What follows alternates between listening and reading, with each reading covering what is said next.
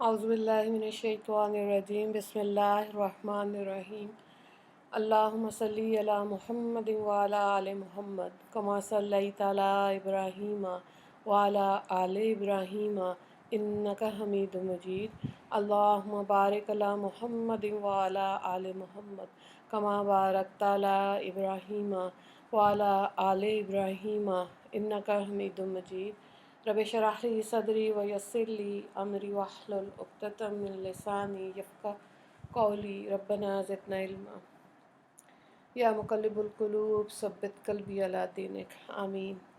اندھی محبت آج کا یہ ٹاپک ہے جس پہ مختصر سی بات کریں گے۔ زندگی میں اللہ تعالیٰ نے جو بھی رشتے ہمیں بنا کے دیے نا، والدین کے علاوہ، ان کے اصل میں ہم نے حقوق ادا کرنے ہوتے ہیں۔ اس میں ہماری اولاد بھی شامل ہے، بہن بھائی بھی شامل ہیں، اور بعض دفعہ بڑے کلوز فرینڈز بن جاتے ہیں۔ اور لیکن یہ کہ بس ہم نے صرف حقوق ہی ادا کرنے ہوتے ہیں کہ دل جو ہے نا، وہ اللہ تعالیٰ نے اپنی یاد کے لیے بنایا، اللہ نے اپنے ذکر کے لیے بنایا۔ تو دلوں کے اندر اندھی محبتیں نہیں ہو سکتی، ہے نا۔ قرآن پاک میں اللہ تعالیٰ نے کہا الا بذکر اللہ تطمئن القلوب۔ تو جب دل کے اندر اندھی محبت ہوگی تو دل کے کو سکون جو ہے نا، وہ یہ رشتے نہیں ڈالتے۔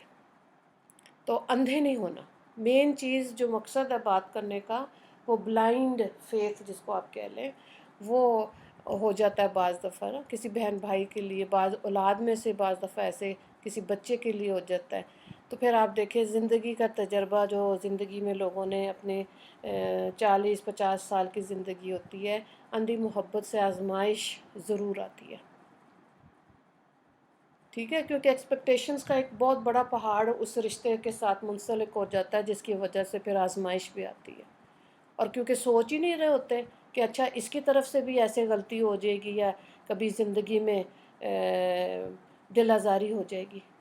تو جو سیدھی سی بات ہے نا، جو دین اسلام خوبصورت دین ہے، وہ ہمیں یہی بتا رہا ہے کہ ہم نے دنیا میں اپنے حقوق کو ادا کرنا، اور محبت، دل کی محبت جو ہے نا، وہ ہم نے اللہ کے لیے ہی رکھنی ہے، اسی میں خالص ہونا ہے۔ تو دیکھیں لوگوں سے مانگتے ہیں 2-4 دفعہ تو وہ گھبرا جاتے، اللہ سے بار بار مانگیں، اللہ کو اچھا لگتا ہے۔ تو یہ ان چیزوں کا کلیئر ہونا، کلیئر کانسیپٹ ہونا دل دماغ میں بے حد ضروری ہے۔ اور تصوف کے اندر یہی چیز علماء کرام، صوفیہ کرام سکھاتے ہیں کہ اندھی محبتیں دنیا داری میں بھی بعض لوگ اندھی محبت ہوتی گھر بنانے میں، وہ ایسا ایک آرٹسٹک گھر بن جاتا ہے جو پریکٹیکل لائف سے بڑا دور ہوتا ہے، تو ظاہر ہے پھر مشکل ہوگی، ہے نا۔ تو اس لیے اللہ سے دعا یہ نیت کرنی ہے کہ ہمیں صحیح معنی میں دین کی سمجھ آئے، رشتوں کی سمجھ آئے، اور ایسے زندگی گزارنے کی اللہ ہمیں توفیق دے جہاں پہ اندھا پن ختم ہو جائے۔ وہ رشتوں میں بھی ہو سکتا ہے، وہ لائف سٹائل میں بھی ہو سکتا ہے، اور وہ گفتگو میں بھی ہو سکتا ہے۔ یہ ساری چیزیں جو اندھی ہو کے انسان زندگی گزارتا ہے کسی بھی فیلڈ کے حساب سے، بعض لوگ ایسے پڑھائی کے کتاب کے کیڑے ہوتے ہیں، کتابیں پڑھتے رہتے ہیں، لیکن یہ حق کیا ادا ہے، وہ ہو سکتا ہے کیسے کہ اس کو آپ دوسروں تک بھی پہنچائیں۔ وہ دنیا کا علم بھی ہو سکتا ہے، وہ دین کا علم بھی ہے، جو کہ کرنا ایسے ہی چاہیے، لیکن اس میں صحیح معنی میں شریعت پر عمل کرتے ہوئے ہم نے زندگیاں گزارنی ہیں۔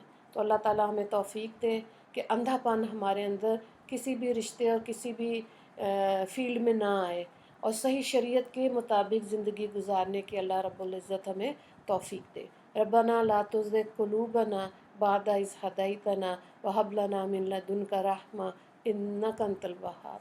بہت سی اور بھی ایسی دعائیں ہیں جو دلوں کو صاف کرنے کے لیے اور استقامت کے لیے انسان کو صبح اور شام مانگنی چاہیے تاکہ صحیح زندگی گزر سکے۔ وآخر دعوانا ان الحمد للہ رب العالمین۔ اللہم اغفر للمسلمین والمسلمات والمؤمنین والمؤمنات۔ السلام علیکم ورحمۃ اللہ وبرکاتہ۔